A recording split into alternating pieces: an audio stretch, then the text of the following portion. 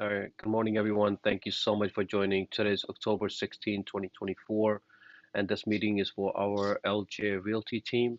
And let's get started with our interest rates.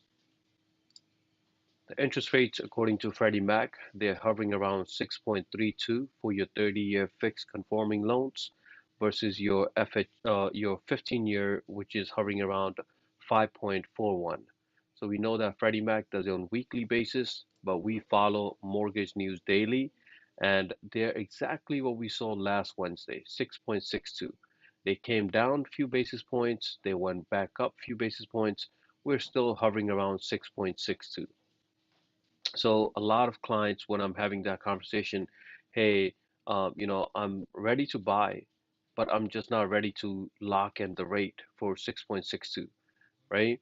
And they want to wait for the interest rates to come down. They're perfectly fine. They have their own right to wait for that, but they do have to pay the price. And the price is going to be when they're purchasing the same house that they were to purchase today, they have to pay a little bit higher price then later on. Why would that be? Because the interest rates, when they come down, there's more demand for it. There's more buyers trying to buy the same property. So right now, when you're having that conversation, if they're ready to purchase, meaning they already have enough funds, enough down payment, their credit scores are good, and they're renting right now, and they want to do an upgrade. Maybe they just had a addition to their family, maybe a new baby, right? Maybe their circumstances for their family changed, and they have to purchase. So they should not be waiting another 6 months to do so. So you should guide them that, hey, if you're going to be waiting for the interest rates to come down for the same property, you're going to pay a higher price. It's just supply and demand. Okay. If your clients have credit scores over less than 620, then they might have to go with FHA loan. If they're going with FHA loan, there are pros and cons, but look at the interest rates. For interest rates for FHA, they're hovering around 6.09. So if they have to pay upfront cost of 1.75 and the mortgage insurance does not go away right away for FHA, but they do benefit from low interest rates. So the client should be making that decision if they want to go with that FHA loan or not, but we provide them with all the options.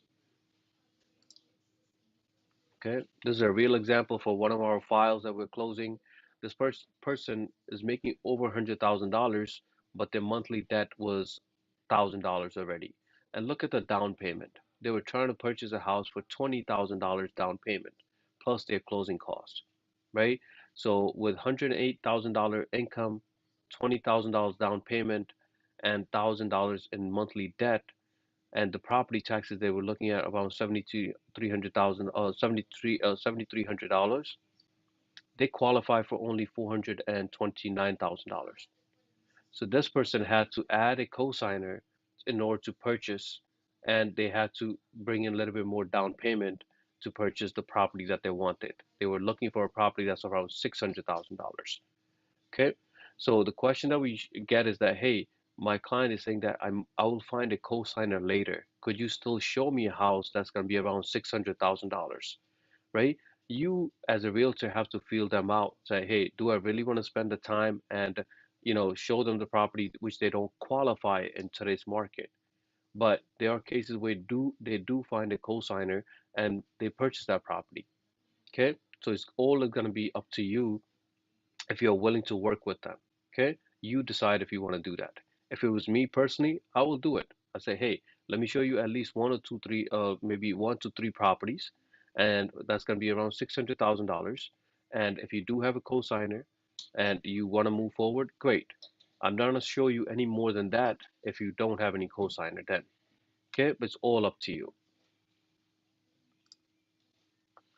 Sometimes you have to make the sacrifices to for the things that you really want. You want to buy a house. If you want to buy a house, that's a big purchase. That means you cannot go buy a car right now. So these small things, you have to have a conversation with your client that, hey, you're trying to buy a house. That's going to be a big purchase. Please, you need to cut back on your luxury goods, entertainment, your clothes, right? So you can save towards your goals, which is going to be your down payment and your closing cost.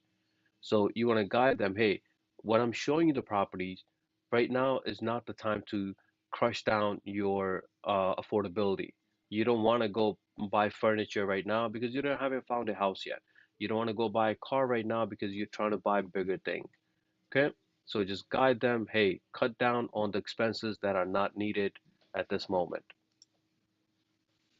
And the hunt is on. We always say, hey, typically how a typical buyer, how many weeks will they search for before they actually want to say, hey, I want to go with this property? According to this data, is about 10 weeks, right? More than 2 months, 2.5 months. Typically, they're searching, searching, searching.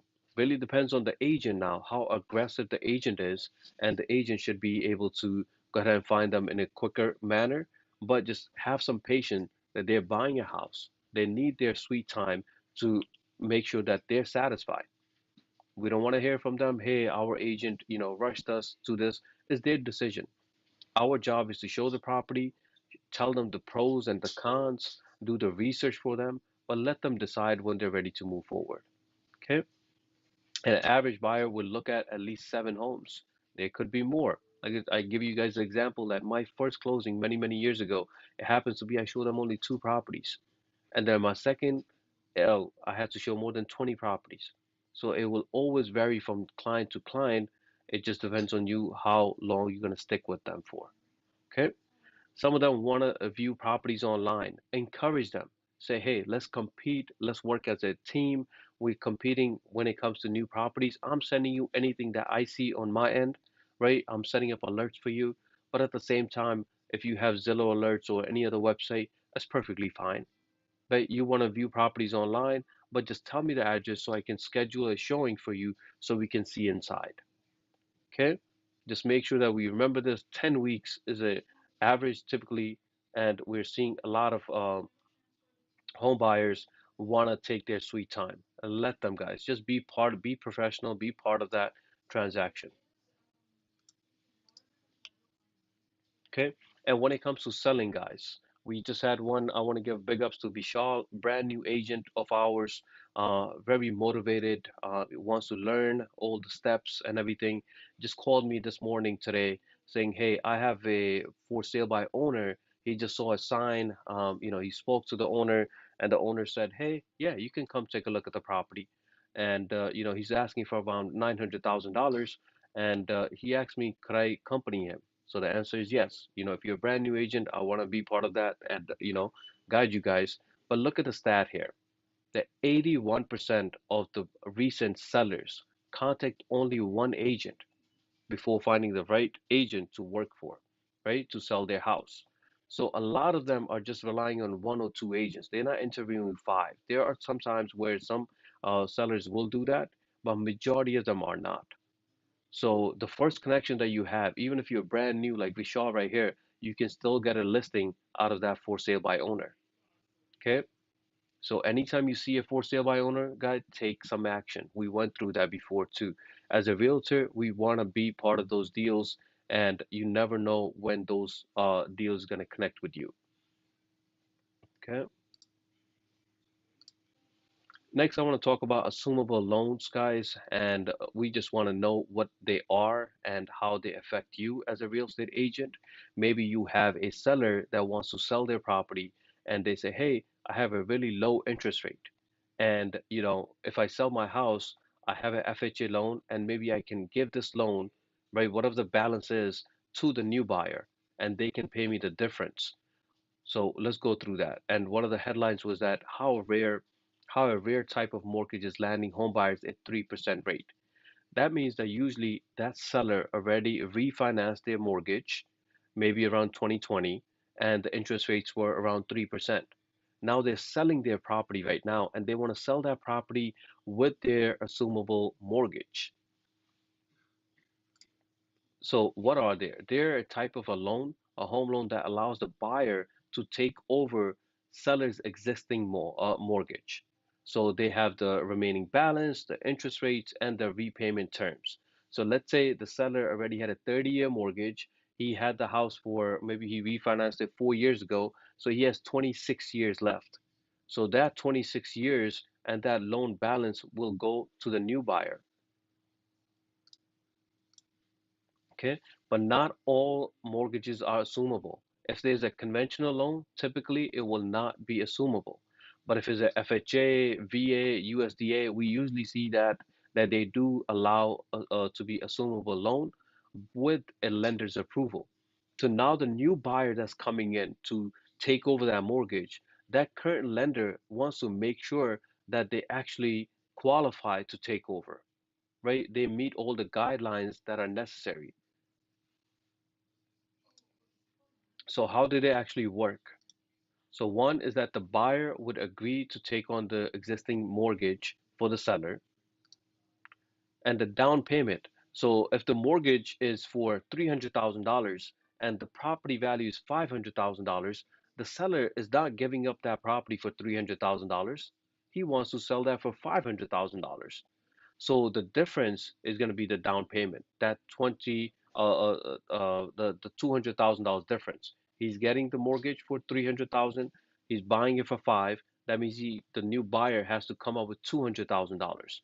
Not everybody is sitting around with $200,000 for that difference. So they can get a second mortgage for that down payment difference. Okay.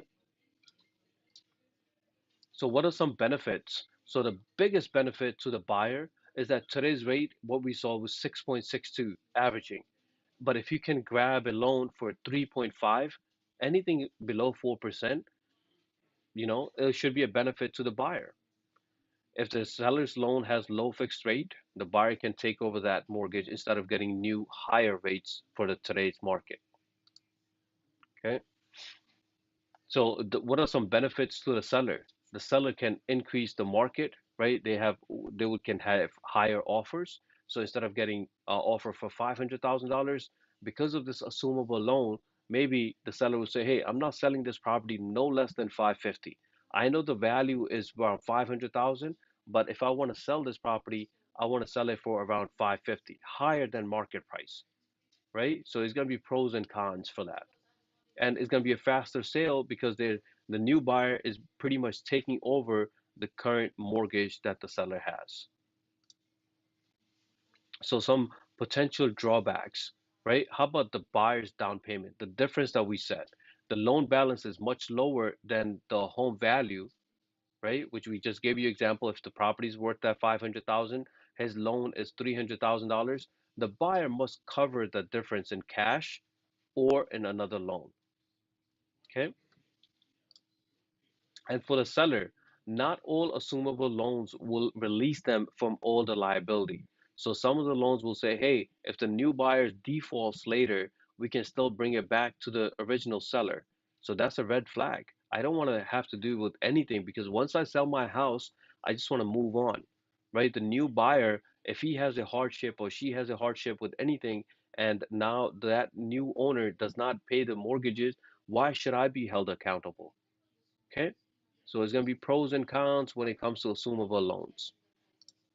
So you just want to make sure that the if you're the listing agent, you want to ask your current seller, hey, maybe I can value this property a little bit higher if you have an assumable loan.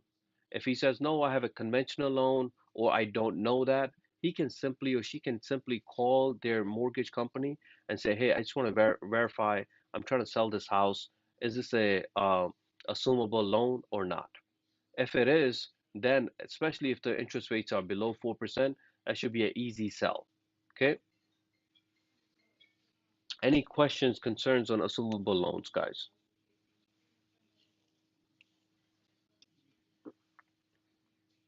Okay. Next, guys, navigating through the new, this is a headlines, this is navigating the new rules that the NAR has, right? And what best practices that we can really have in place to help out our consumers. So one is that there are a lot of agents of ours as well that are scared with their buyer's presentation. They're scared to ask for any for written agreements. They're scared to, ask for to get paid from the buyer side, and they feel like, hey, not everybody's ready to do that. But we need to stop assuming that. We just need to start doing it, right? Just go through the process and let's see what is the outcome. If the client is not ready, that means they're not ready to buy right now. If they're ready to buy, they will have no problem signing your agreement as long as you explain everything to them. Okay?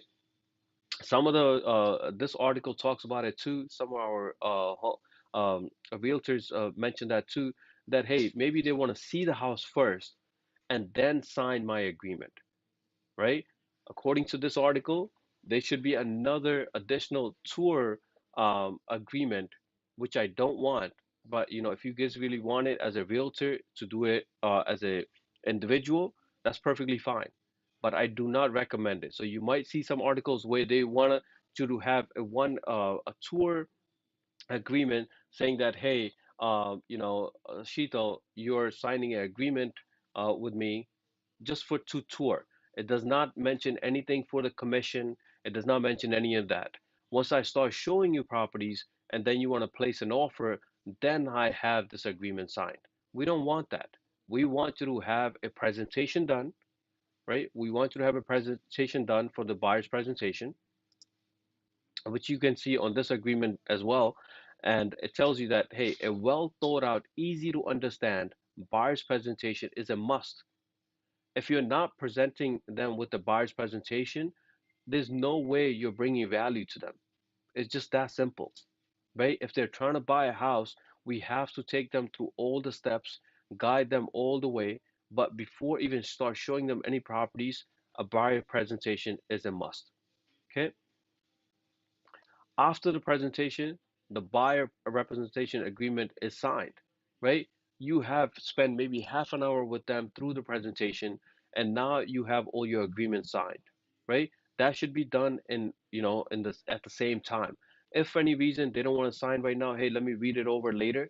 Okay, take these documents, but just remember, I cannot show you any properties until you go ahead and sign these documents with me. Okay? And do mention the word decoupling. When we're saying decoupling, that means that the sellers are basically paying their commission to their agent. And do mention that, hey, as a buyer, you want to go work with the listing agent. That listing agent is going to ask you for a buyer's agreement as well, and may ask you to get paid from them as well. Okay?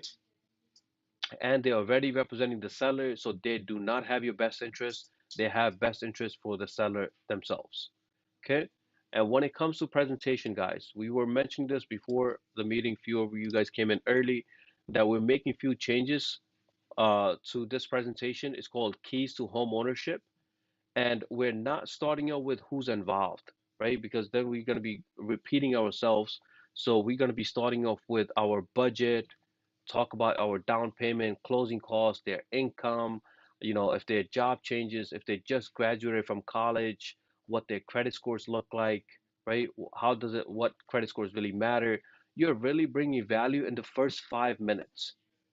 Okay, in the first 5 minutes, you have their full attention instead of going through all the steps, who's involved. That should come in later on. Okay, some of you guys will like this, some of you guys will not like this, but we will be setting up one-on-one meeting with every one of our agent. There's 70 of us, so there will be 70 meetings with me in the next 30 to 60 days, and we will have our agents come in. I'll pretend that I am a buyer, and you have to go through a buyer's presentation. If you want to use this one, great. If you want to come up with your own, that's perfectly fine. But if you're not doing a buyer's presentation, there's no way you're bringing any value. Okay, so this way it'll be a good opportunity to tell them, hey, what it really takes, what are things that you should not do when you're buying a house, um, you know, why you should work with a realtor, what is a home inspection, appraisal, right? Financing contingencies. How are you going to really protect that client?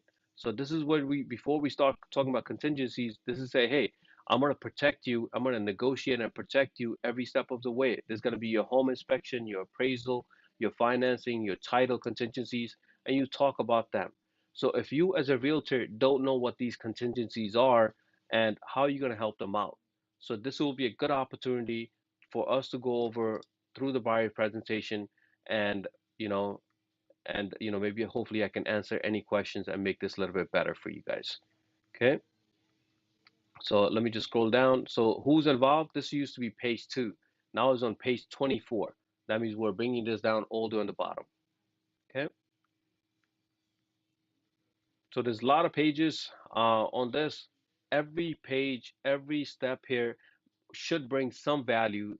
There will be some things your client already knows. There will be many things your client does not know, and they will be surprised by it. Hey, Damium is actually giving me all this value. It's providing me with all these steps. A boss is going to be, guiding me all the way. If he's telling me all these steps right now, that means he's going to really help me out later on. So please, guys, when we call you in the next coming week or so to schedule a meeting, please do so with me. It could be 20 minutes, 30 minutes, really depending on you. But we want to go through this new presentation on one-on-one and make sure that we are on the same page.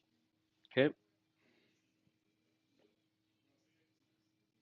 Anybody has any feedback for this, guys? Let me know. Okay?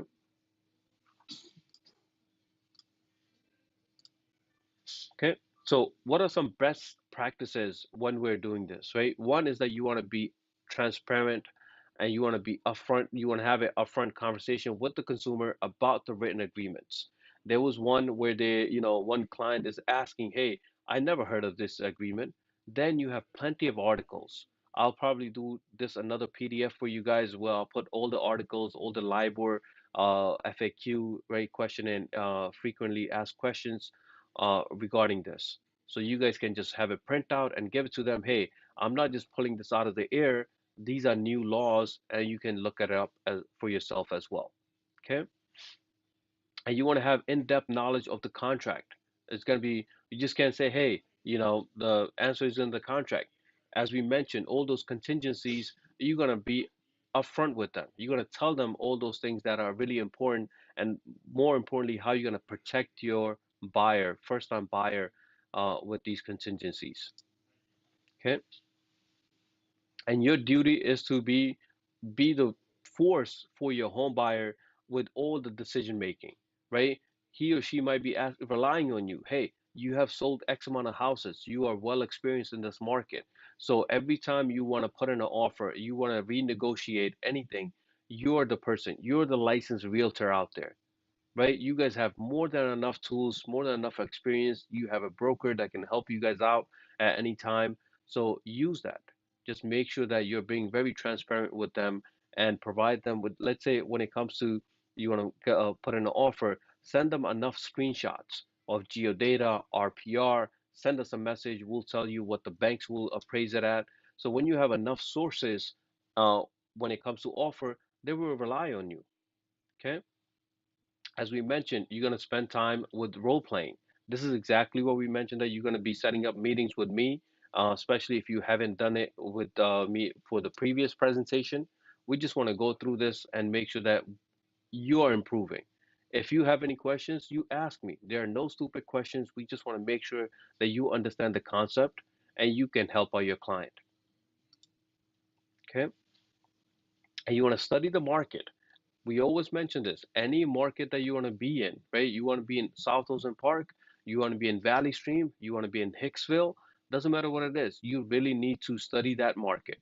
And the most important is prospect, prospect, prospect. You don't want to rely on one or two people or one or two clients to make a living out of this, right? You need more than that. If your client is not picking up your phone calls, not answering, move on. Move on to the next one.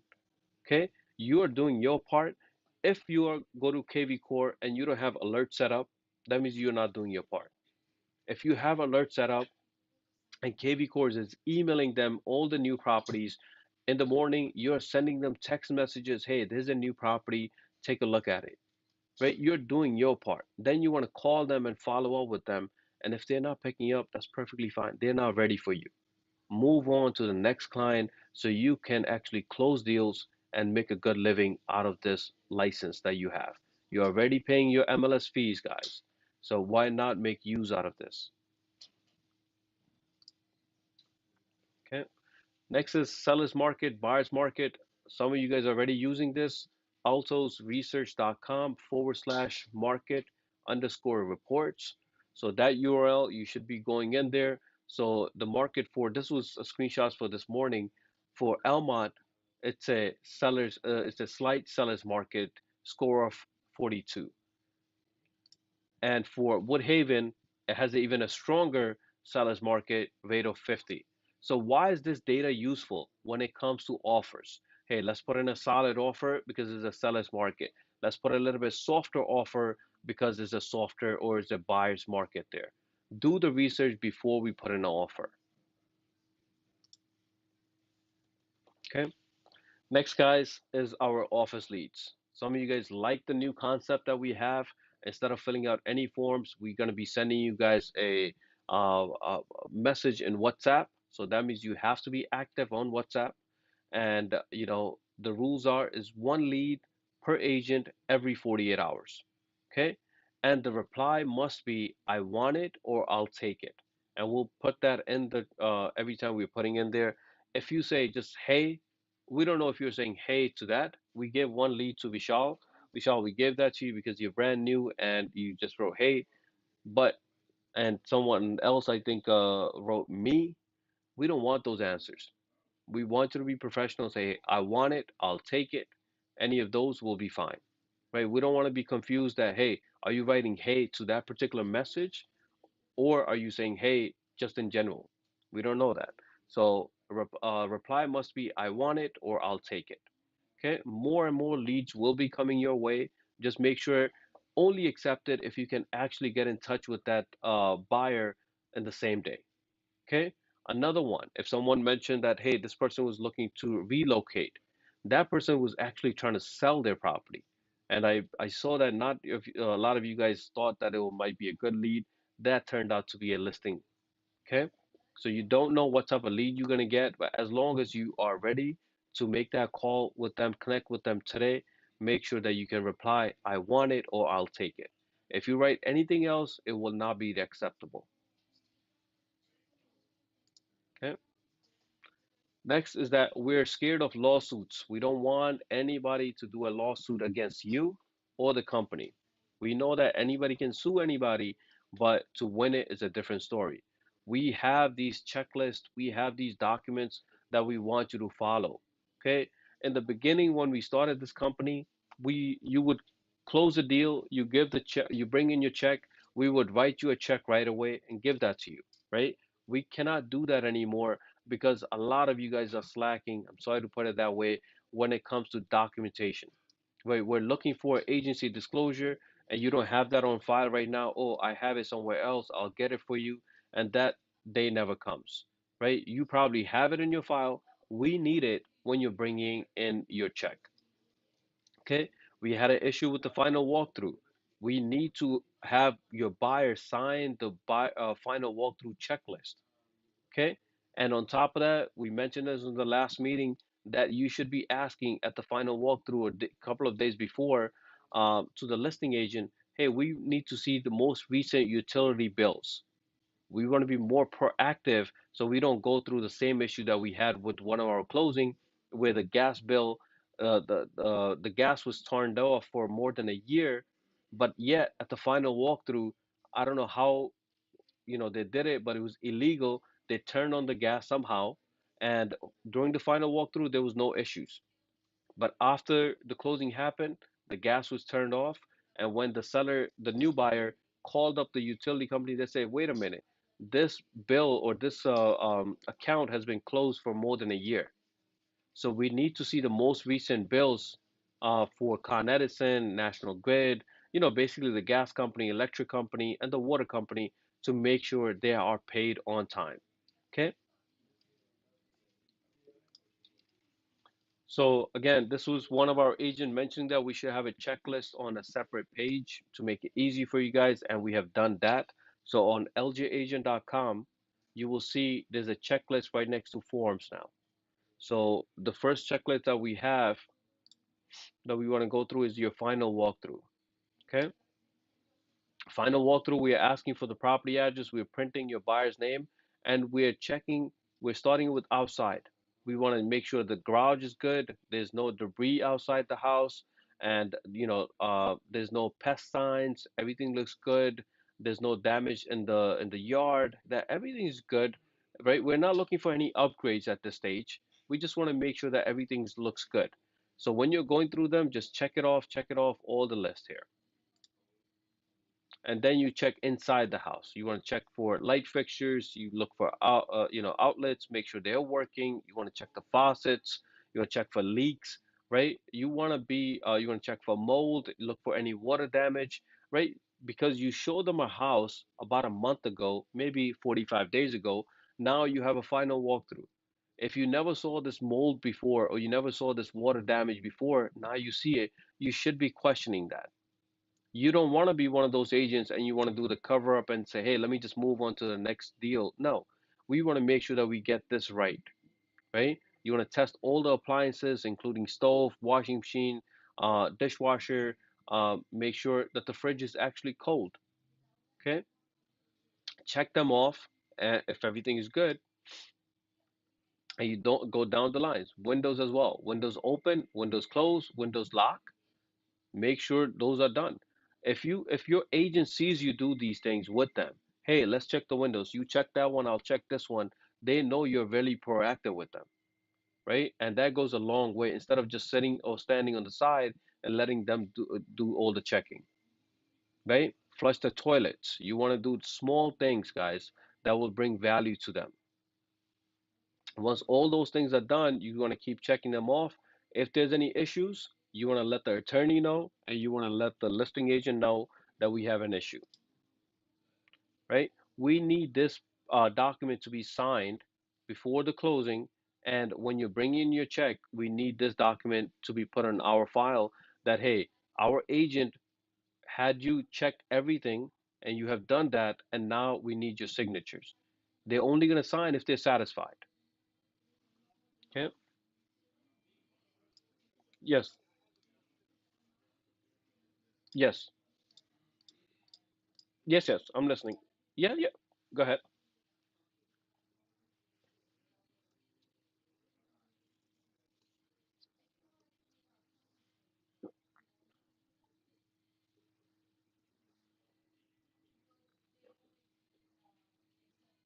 Usually just the, usually just the water bill. So they're the attorneys because the water bills is usually every 2 months, so they're doing a prorated.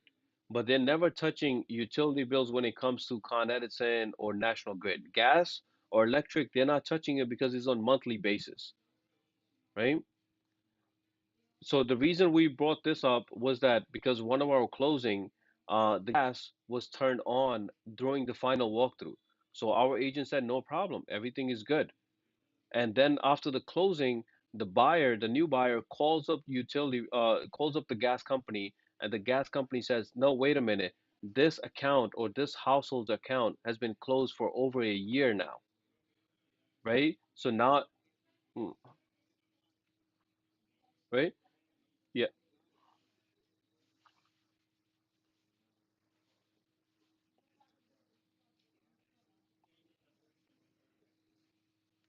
yeah. If I mean, you can request it. But if the attorneys put it there, that's great. But as a real estate agent, this should be part of our final walkthrough as well. So, hey, listing agent, yeah, yeah, we just want exactly, yeah. And you can give them this example that I'm giving you. Hey, right now, how do we know that this person doesn't owe X amount of money, or how do I know that the gas will, cut off this company will cut off this service right after the closing, right? I just want to make sure that there's no issues. This person has an active account as of today. So how do we gonna verify that? By the most recent bill, right? You're welcome. Yep, you're welcome. All right, guys, moving on to our checklist here, right? So this will avoid any disputes later on after the closing. Client can definitely sue you or LJ Realty team if they're not satisfied. If we have these documents signed, then we know that we had this document signed, there were no issues, and later on, if anything comes up, that will be their responsibility. And this document, this checklist is going to be required for all future when we're exchanging our checks. Next is your closing buyer's closing checklist here. I would put them together. So your final walkthrough and buyer's closing, It's very straightforward, and you can do this at the final walkthrough. You can give that to them at the final walkthrough or at the closing table. It's perfectly fine, right? Maybe at the closing table might be a little bit better because they're already excited and they might ask you, "Hey, Hassan, what's the next step for me?" The next step is your checklist. You just got the keys to this house. This is your house, and now make sure that you obtain change of address from the post office. You have a moving company if you need to, move your stuff. You notify your insurance companies, right? There are a lot of things they already know. But when you have a checklist, you're making it easier for them, right? So when you're bringing this type of value, maybe they can give you referrals down the line. Hey, Hassan didn't just stop me here. He helped me out even after the closing. Okay. So all these checklists here, it's a great value proposition when it comes to your clients and you having a good long-term relationship. Okay. Second page of that will have your utility providers. Again, this was because of one of our agent. He said make a list with all the, National Grid, your Con Edison, and their phone numbers. So your client doesn't have to Google that. So again, if you want to add any companies here, just let me know. We can do it, but it has plenty of information to get started. Okay. Next, you have your agent check exchange checklist. Okay. Again, when we are closing a deal, some of you guys are coming in just with the check. And then we have few agents who are experienced, they're coming with this type of, papers, maybe 50 pages. So there's a difference with someone that's just bringing in a check and versus a person that's bringing in 50 pages that has almost everything. So number one is that contract, right? We need a copy of the contract for your own sake, guys. This was another closing that was done with one of our agent, and he mentioned at the closing there was no check for him. How it was a $14,000 check he's supposed to get. We send him a commission invoice, but the title company says, "Hey, you guys are not on the contract," right? How would you guys feel that you guys, spend 6 months with this client, finally, got into contract, 30 days into it, now you're finally at the closing table, you're super happy for your client, but you're not getting paid. You, as a realtor, have the right to ask for your contract and the contract, right? That's fully executed by both by your buyers and your seller. You want to have a copy of that contract. In the contract, there's a section or a clause or a paragraph, and there usually on the second or third page will say broker. In there you will see not your name, but you should see the company's name. If you see LJ Realty Team on the contract, you're good to go. That means the attorneys know that you are representing either the buyer or the seller. And you have your other brokers in there, that's great. If you don't see LJ Realty Team in the contract, that's a red flag, right? So please make sure you have a copy of the contract. So on the closing checklist, when you have a check with you, when you're coming to the office, have this checklist filled out beforehand. So you have your name, your client's name, your property address that you're purchasing or your client is purchasing. Either was it one family, two family, right? Because every commission level is different. So you want to check off, hey, this is a one family, or this was a mixed use, or this was a this is all commercial. And who did you represent? Did you represent buyer, seller, or both? And was this an office lead? Yes or no? Okay. And we need copies. When we say 50 pages, that's what we mean. We have your agency disclosure, we have your deal sheet, we have your closing disclosure CD, right? Some of you guys might say, hey, CD is from the loan officer. Why would I get a copy of it? We would need to make sure our commission is shown there, exact amount that we see on the check, and your name is listed there on the CD. Okay. You have your anti-discrimination disclosure, and you have your fully executed contract. And now we need to have your written agreements. Some of the closing you guys are doing, you guys don't have it because you were under contract before these changes happened. But now enough time has passed that every one of us should have a written agreement. So either you're getting paid from the buyer side or the listing agent might pay it, but we still need to see a written agreement. It is required. Okay. Then you write your commission, a total commission amount, what is your percentage, and what commission level you're on. If you don't know your commission level, I'm pretty sure it's one. Okay. If you know your commission level, that means you're paying attention. If you want to review your commission level before you fill this out, that's perfectly fine. I'll send you screenshots of all the closing you have done, all the rentals, and we can tell you what commission level you're on. Okay. And just for your knowledge, uh, Sheetal, I want to meet you. Okay. So just want to make sure that you guys just know that we are not displaying the commission levels anywhere right now, not on the website or anywhere like that. Because anybody that's joining us after this month or even starting last month, they have a different structure, completely different structure from you, but your structure will never change. Okay, whatever you're locked in at, you will be there for the rest of your life as long as you stick with LJ. Your commission will not change. Okay, but anybody else that's joining in, they do not have access to 100% commission. They stop at 90, and their rentals commission is not $100. It's more. So they have different splits. So if anybody new joining in, just make sure that they will have a different structure compared to you. Okay? And now when it comes to rentals, maybe you guys saw the message that we sent out last week. That is because there are some agents that we're finding out they're doing rentals and they're simply hiding that transaction from the brokerage.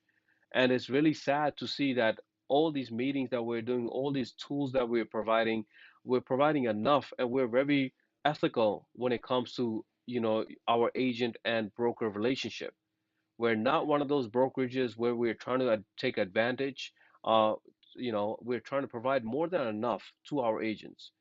But it is pretty sad to hear that, hey, this agent does not want to share $100 with the brokerage because for whatever reasons they have.